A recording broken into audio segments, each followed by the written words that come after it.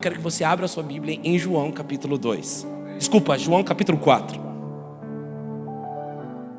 Traz luz para as sombras, escala as montanhas para me encontrar. Derruba as muralhas, destrói as mentiras para me encontrar. Esse é o nosso Deus. Eu quero que vocês fiquem bem atentos. Será uma palavra direta e muito objetiva. João capítulo 4. A Bíblia vai falar sobre um grande encontro. E enquanto eu estava lendo esse texto, saltou um tema. E eu quero que você guarde esse tema. O céu está à sua procura. E eu vou novamente repetir. O céu está à sua procura. Essa ministração vai ser misturada, uma ministração pastoral, misturado com profecia. Mas no final, nós vamos falar que Deus é bom. Aqui vai falar um pouco sobre aquele grande encontro à mulher samaritana. Mas a Bíblia diz, verso 1. Quando, pois, o Senhor veio a saber que os fariseus tinham ouvido dizer que ele, Jesus, fazia e batizava mais discípulos que João, se bem que Jesus mesmo não batizava, e sim os discípulos, deixou a Judeia, retirando-se outra vez para a Galileia. E era-lhe necessário atravessar a província de Samaria. Era necessário atravessar a província de Samaria. Chegou, pois, a uma cidade samaritana chamada Sicar, perto das terras de Jacó, era o seu filho José. Estava ali a fonte de Jacó, cansado da viagem. Assentar-se Jesus junto à fonte por volta da hora sexta. Nisto veio uma mulher samaritana tirar água. Disse-lhe Jesus: dai-me de beber. Pois seus discípulos tinham ido à cidade para comprar alimentos. Então lhe disse a mulher samaritana: como sendo tu judeu, pede para beber a água a mim, que sou uma mulher samaritana? Porque os judeus não se dão com os samaritanos. Replicou Jesus: se conheceras o dom de Deus, e quem é o que te pede, dai-me de beber, tu lhe pediria, e ele te daria água viva. Respondeu-lhe ela: Senhor, tu não tens como que tirar, e o poço é fundo. Onde pode, pois, tem águas vivas? Aonde tem essa água viva? És tu, porventura, maior que Jacó, o nosso pai, que nos deu o poço, do qual ele mesmo bebeu, e bem assim seus filhos e seu gado? Afirmou-lhe Jesus: quem beber desta água tornará a ter sede. Aquele, porém, que beber da água que eu lhe der, nunca mais terá sede. Pelo contrário, a água que eu lhe der será nele uma fonte a jorrar para a vida eterna. Disse-lhe a mulher: Senhor, dá-me dessa água para que eu não mais tenha sede, nem precisa vir aqui buscá-la. Disse-lhe Jesus: vai, chama o teu marido e venha cá. Ao que lhe respondeu a mulher: não tenho marido. Replicou Jesus: bem dissestes, não tenho marido, porque 5 maridos já tivestes, e este que agora tem não é teu marido. Isso dissestes com verdade. Verso 19 diz: Senhor, disse-lhe a mulher: vejo que tu és profeta. Espírito Santo de conhecimento da verdade, nos guie na vereda da sua palavra nessa manhã. Eu creio que o Senhor tem algo novo para fazer nessa comunidade. Eu sei que pessoas já estão sendo tocadas pela atmosfera que nos envolve, que é a atmosfera do seu amor. E o seu amor lança fora todo medo, nos desarma de todas as armadilhas, de todas as armas. Nós desfazemos agora, para que a gente possa receber da tua palavra, que é viva e eficaz, e ela vai frutificar pela qual ela veio. E eu declaro toda distração indo embora, tudo aquilo que possa roubar a tua palavra nessa manhã, nós repreendemos. Seja preocupações, seja ansiedade, seja qualquer outra coisa. Nós declaramos que a sua palavra, ela vai frutificar nesta manhã, em nome de Jesus. Amém e graças a Deus. Eu quero que vocês prestem muita atenção. Eu quero que você repita de uma maneira muito ousada. Eu não sou muito de fazer isso, capaz. Olha a pessoa que está do seu lado e fala assim: o céu está à sua procura. O céu está à sua procura. Se a outra pessoa não der um sorrisinho, fala para a outra do outro lado que a outra vai dar. Eu tenho certeza disso. O céu está à sua procura. O primeiro ponto que eu quero abordar desse texto, que para mim é um texto muito didático, é um texto onde nos ensina também a respeito da vida, a vida cristã e como desenvolver e como andar na vida cristã. A Bíblia diz que Jesus ele estava na Judéia, Jerusalém. A Bíblia diz que ele precisou se retirar, ele se retirou da Judéia. Mas nós precisamos, como nós ensinamos, entender o contexto, o porquê Jesus teve que sair. A Bíblia vai dizer que, e os estudos, que a Judéia, ela era o centro da adoração. Judéia era o centro da popularidade, era o centro dos aplausos. E Jesus, ele vendo todo aquele movimento, ali era o centro da religiosidade, aonde talvez muitos religiosos queriam estar, porque eles precisavam de aplausos, eles precisavam do reconhecimento, ele precisava da popularidade. Jesus falou assim: eu preciso sair desse lugar.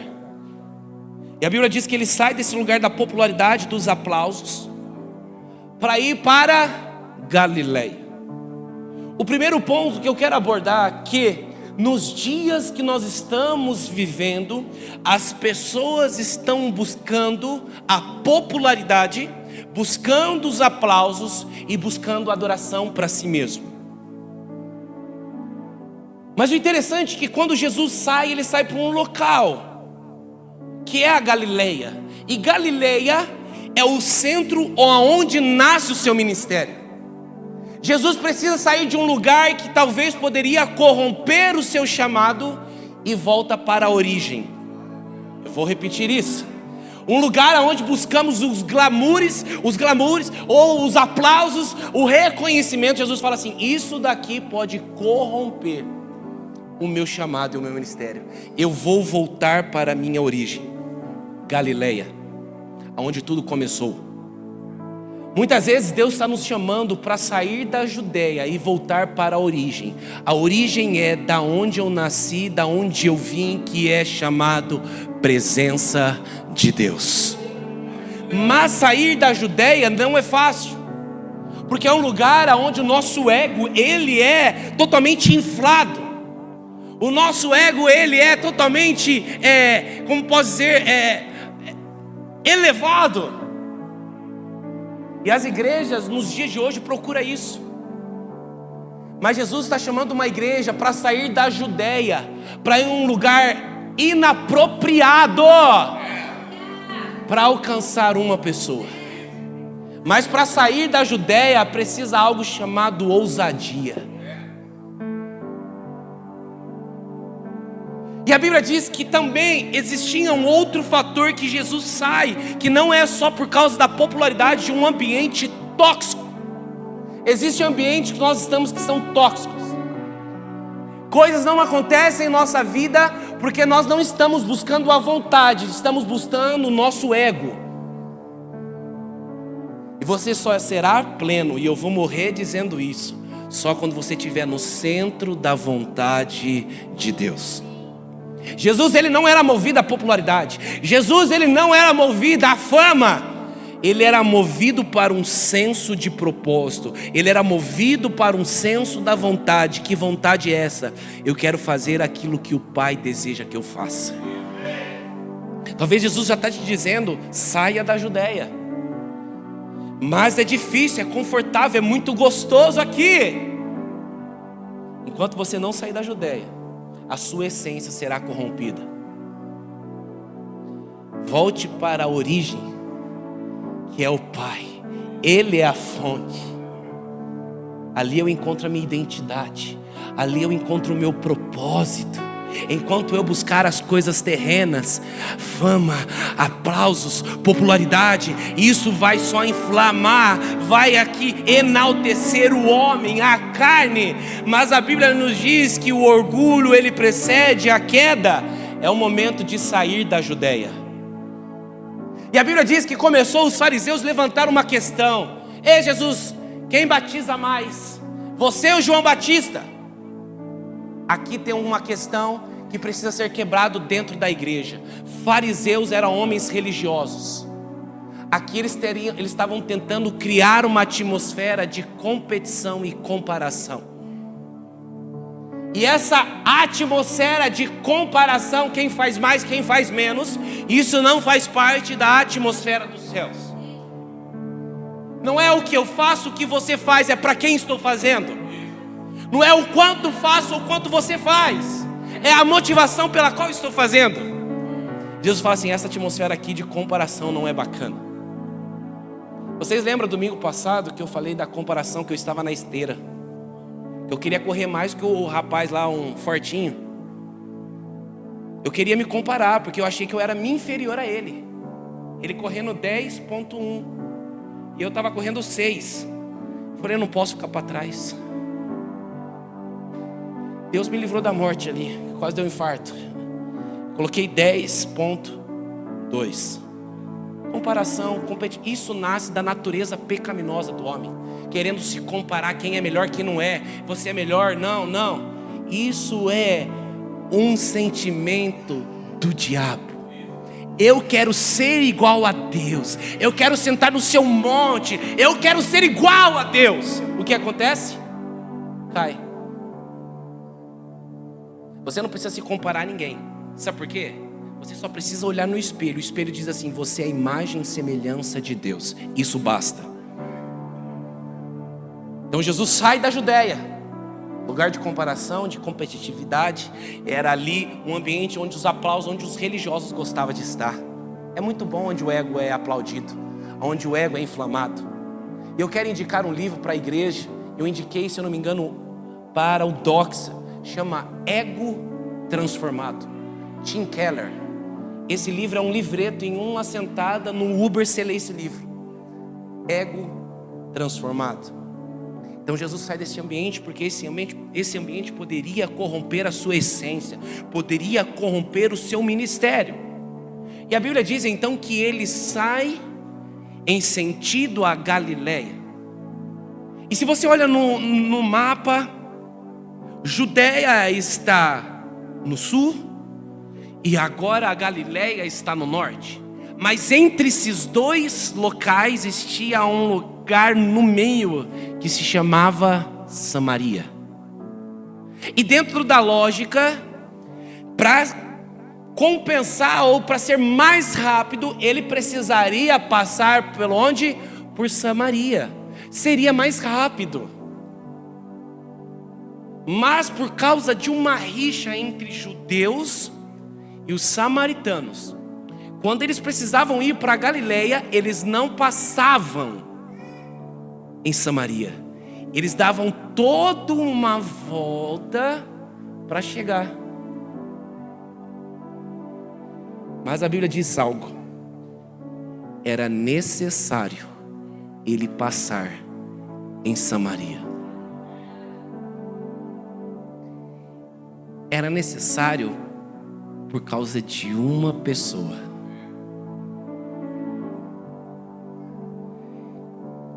E a Bíblia diz que então ele caminha, ele fala: é necessário que eu passe aqui. E ele estava com os seus discípulos.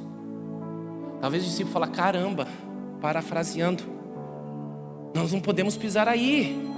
Aqui é uma terra que não é santa. Nós não podemos, aqui é impuro. Dentro da cultura, dentro da religiosidade, dentro de outras coisas, nós não podemos passar aqui, mestre. Ele diz assim: é necessário passar em Samaria. Escala as montanhas para me encontrar. Derruba as muralhas destrói as mentiras para me encontrar. Então ele rompe as barreiras da religiosidade, ele rompe a barreira cultural, ele rompe a barreira da teologia, ele começa a romper a barreira e ele pisa em Samaria. E o incrível que é, a Bíblia diz que nele ele é a fonte. A Bíblia diz que a fonte se sentiu cansada. Então a fonte se senta num poço. É algo muito irônico. Uma fonte sentando num poço.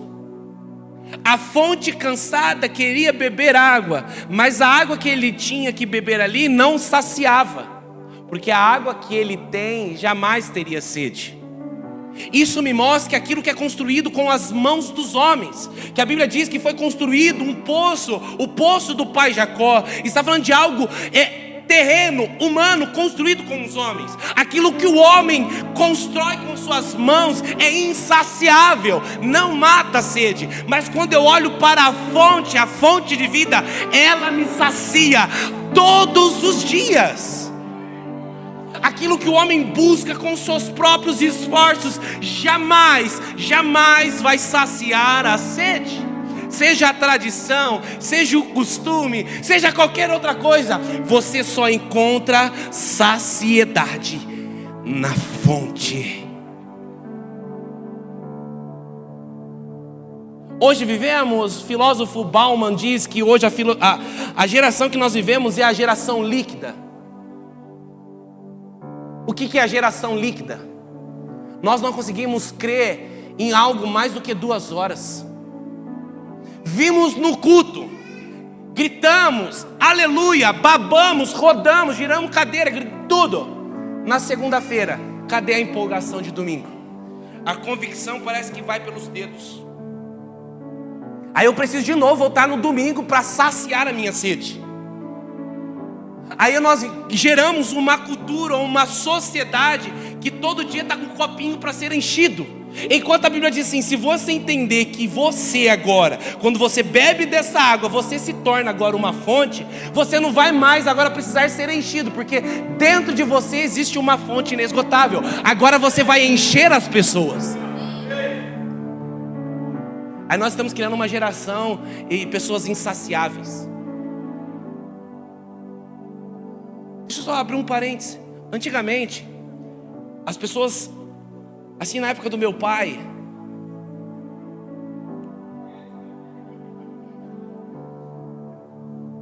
vocês entenderam? Para não expor ninguém. A pessoa ia trabalhar, ela ficava 20, 30, 40 anos no mesmo emprego. Não é verdade? Era algo mais sólido, duradouro. Hoje, se o chefe não olhou bem para mim, eu não vou mais trabalhar. Vou pôr um atestado. Mas, antigamente, os carros duravam. Vocês lembram? Fusca, Brasília. Vocês sabem disso que eu estou falando. Não vem dar desentendido. Vocês sabem o que é isso. Os carros você batia, não amassava. Hoje tem gente que encosta. Tem gente que encosta só em alguns lugares para que o carro desmonta. Ela está conversando, Deus não está falando com ela. Mas aleluia. O carro desmonta. Celular, antigamente, aquele que se abria a antena, fazia assim, desmontava um robô e punha na orelha. Durava. Tudo era para durar, mas hoje tudo não dura. Mas isso é interessante que chegou nas relações também. Os casamentos hoje têm contrato. Não é mais feito para durar até que a morte não me separe. Não, até a diferença ou a indiferença não dá certo, eu separo. É os insaciáveis. E busca saciedade em pessoas. Há uma amizade, essa amizade, ela é boa até ela pensar o que eu penso. Se ela convergir com a minha ideia, suma da minha vida. É a sociedade insaciável. É a geração do bloqueio. Não gostei? Bloqueei. Vou deixar de lado. São insaciáveis. Mas quando nós encontramos Jesus, toda essa insaciedade, ela é saciada na fonte que gera para a vida eterna. Nós não buscamos mais em pessoas, apesar que nós nos relacionamos com pessoas, mas não buscamos a saciedade em pessoas. Nós não mais buscamos saciedade, talvez em coisas, porque o único que vai saciar a minha sede se chama Jesus. Jesus, Ele é o suficiente. Então a Bíblia diz que ele senta no poço e ali está cansado. O poço, do lado do poço, o poço de Jacó, e chega uma mulher samaritana, para buscar água. Na hora sexta, alguns estudiosos dizem, por volta do meio-dia, o sol rachando o coco. Poderia ser, dentro de uma lógica, que essa mulher ia num horário impróprio. Talvez para se esconder as suas imperfeições, talvez para esconder a sua história, com vergonha, porque a Bíblia diz que lá na frente diz assim: você tinha 5 maridos, e o sexto que você está não é seu marido. Talvez era uma vergonha para a sociedade como ela estava vivendo, e ela estava tentando se esconder em um momento ou um horário inapropriado de encontrar alguém, porque ali eles pegavam a água no poço sempre no período da manhã, onde o sol estava baixinho, mas ela ia no sol de rachar o coco. Mas ela não imaginava que existia um que estava num lugar impróprio, num horário impróprio, para encontrar uma pessoa imprópria, só para encontrar. Esse é o meu Jesus. Talvez você conheça um Jesus pregado na cruz com cara de coitado, olhando para o lado e sangrando. Mas eu conheço um Jesus que já ressuscitou. Ele é o leão da tribo de Judá. E ele disse assim: eu estou à sua procura.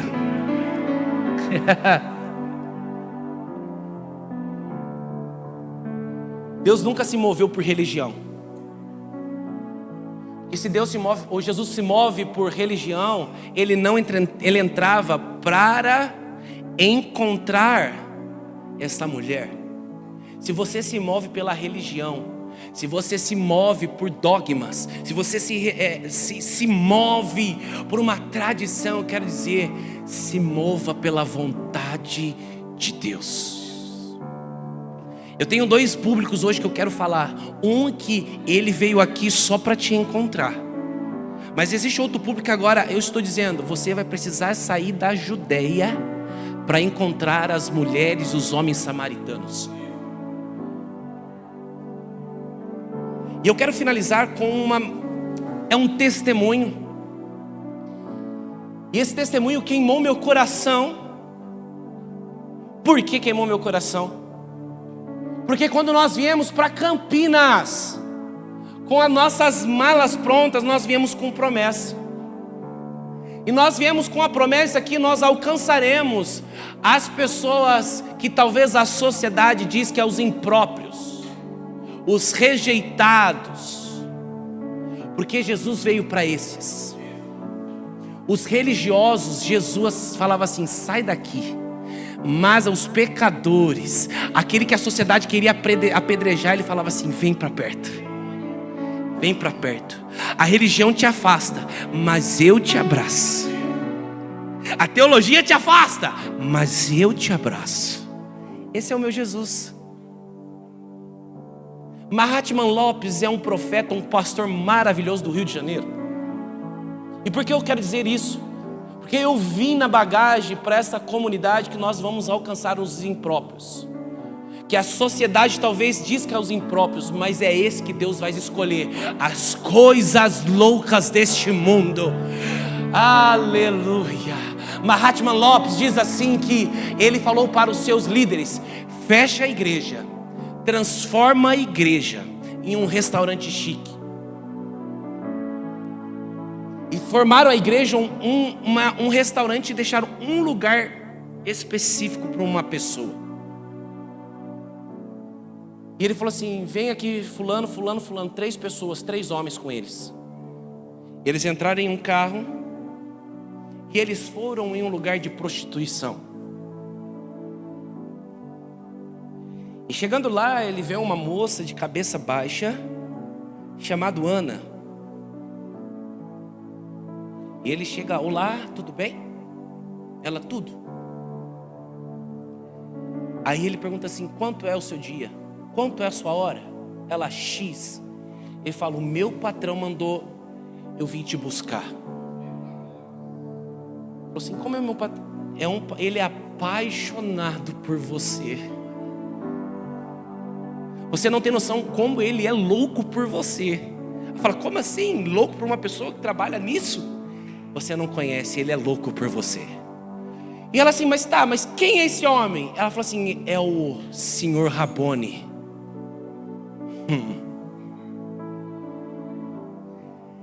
E ela, então tá bom, vamos lá. E entrou no carro. Ele falou que foi só pela misericórdia.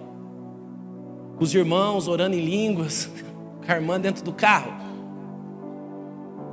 De repente ele liga, ele fala assim, gente, a doutora Ana. Doutora não, eu sou a palavra. Ele fala assim, ora, um momento. Rabone está te esperando. E quando ela fala, mas onde vocês estão me levando? Vocês estão levando para o cativeiro, vocês vão me matar, o que vai fazer? Não se preocupa, essa será a noite da sua vida. Ela, não, o que está acontecendo? Quem é esse velho louco, que tal de Rabone, que quer me encontrar? Eu não vou casar com ninguém não. Ele falou, fique em paz. Então ele chega na igreja. Lá fora tem um valente, com os irmãos com fone de ouvido, falando assim, é a senhora, a doutora Ana? Não sou. É a senhora. Abriu a porta, estendeu o tapete para ela. Entrou na igreja. Ela falou, cadê esse cara? Ele falou, só senta no seu lugar. Tinha um lugar reservado para ela. Falou assim, cadê esse cara? Ele já chegou. Ele falou assim, ele chegou antes de você. Antes de você, o Rabone já chegou. Ele está ansioso para te encontrar. De repente entra um homem tocando violino, pessoas começam a colocar colar nela, joias, traz buquê de flores e fala assim, esse velho é louco, gente, ele não me conhece. Eu falei, ele te conhece. E começa a tocar uma música chamando Aquieta minha alma, faz meu coração ouvir a tua voz. Essa mulher começa a chorar. Ela fala, toda vez que eu finalizo o meu trabalho, eu coloco essa música. E falando assim, quando Jesus vai me encontrar?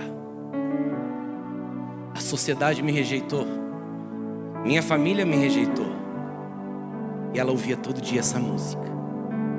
De repente o Mahatma pega o microfone e ele diz assim, Ana, o Dr. Rabone já chegou e está do seu lado.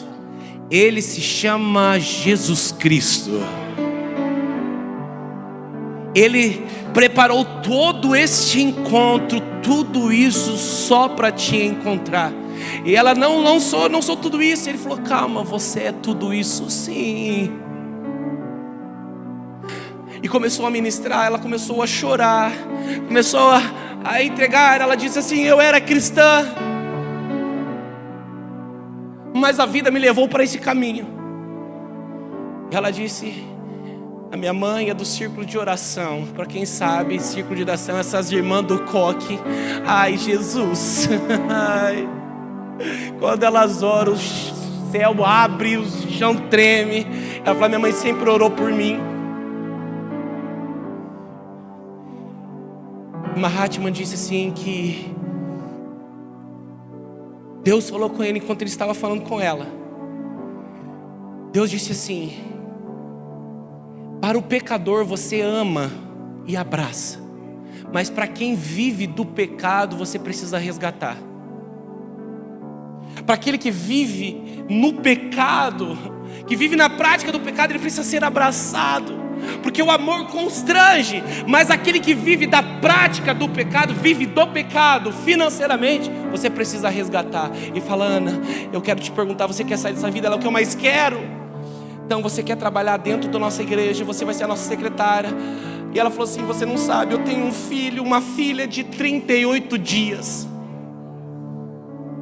Foi o primeiro dia que depois da quarentena que fala, é alguma coisa assim? É o trem que fica separado lá os dias para não... Ela falou, agora que eu estou saindo 38 dias. Ele falou assim, não se preocupe, nós vamos pagar creche, escola, o que sua filha precisar. Você vai ter um apartamento, nós queremos te dar uma nova vida. E ela chorou e ela aceitou. Então o pastor Mahatma Lopes começa a discipular junto com a sua esposa, ela. E quando ela encontra com a mãe dela chora e tudo. Passando de 20 dias, Mahatma recebe uma ligação.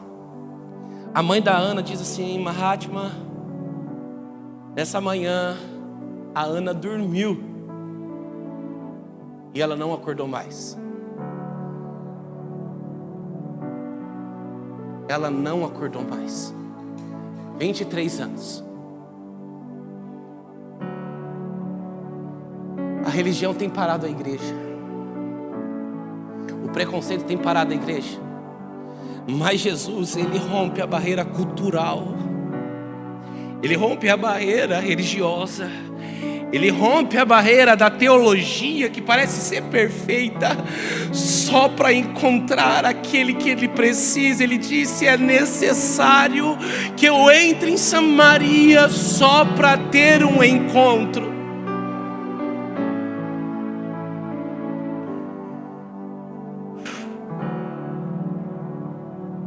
O céu te procura pra me encontrar. Derruba as muralhas, destrói as mentiras pra me encontrar. Traz luz para a sombra, escala as montanhas pra me encontrar.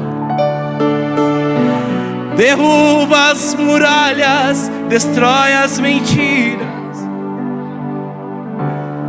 Oh, impressionante, infinito e ousado amor. Oh, que deixa as 99 só pra me encontrar. Não posso comprá-lo, nem merecê-lo, mesmo assim se entregou. Oh, impressionante, infinito e ousado amor de Deus. Então essa mulher diz assim: quem é você para pedir água para mim? Você é um judeu. A sua religião não deixa você se aproximar de mim. A sua religião me afasta. Ele fala: eu não sou uma religião. Eu não sou uma placa de igreja. Eu não sou uma doutrina. Eu sou aquele que salva. As pessoas começaram a colocar barreiras para que a gente se aproxime de Jesus. Mas Ele veio para quebrar todas as barreiras, só para me encontrar. Ele fala: se você soubesse o dom de Deus e saber quem está pedindo água, você pediria água para mim, porque a água que eu tenho para te dar, jamais você vai ter sede. Eu falei: eu quero essa água, eu preciso dessa água. A Bíblia diz que os discípulos que andavam lado a lado com Ele deixaram Jesus sozinho e falaram que eles foram comprar alimento. Foram comprar um pãozinho. 12 homens para comprar pão, para mim é muita coisa. Você imagina? Ali ele estava em 13. Precisa de 12 homens para comprar pão. Isso me mostra uma mensagem. Quando eu não entendo o evangelho e não tenho uma mensagem para libertar o cativo, eu vou dar desculpa e arrumar outros compromissos. Se eu não tenho pão para saciar uma fome espiritual, eu vou arrumar um compromisso natural para fugir da minha responsabilidade, que é desfazer as obras do diabo. Hoje nós mais vimos pessoas vivendo de desculpas. Mas hoje você vai precisar sair da Judeia. Aquele que não tem pão para dar, ele precisa sair e arrumar um compromisso, só para fugir da responsabilidade. O que as pessoas vão pensar de mim? O que as pessoas vão pensar de mim? Que eu estou conversando com uma mulher samaritana. O que eles vão pensar de mim? Que eu pisei numa terra. O evangelho quebra as barreiras. E essa mulher, quando ela entende que diz assim: tu és um profeta, a Bíblia diz que ela sai correndo e ela começa a pregar o evangelho, dizer: existe um lá que ele falou tudo da minha vida, e ele diz que ele é a fonte. A Bíblia diz que quando nós nos encontramos verdadeiramente com Cristo, nós nos tornamos uma testemunha viva do evangelho. Essa mulher foi uma pregadora, foi uma evangelista. Ela modificou uma cidade por causa de um encontro. Um encontro foi o suficiente. Uma mulher, talvez, que a sociedade não aceitava. Mas é isso que Deus está atrás. Eu quero nesse momento que você feche os seus olhos.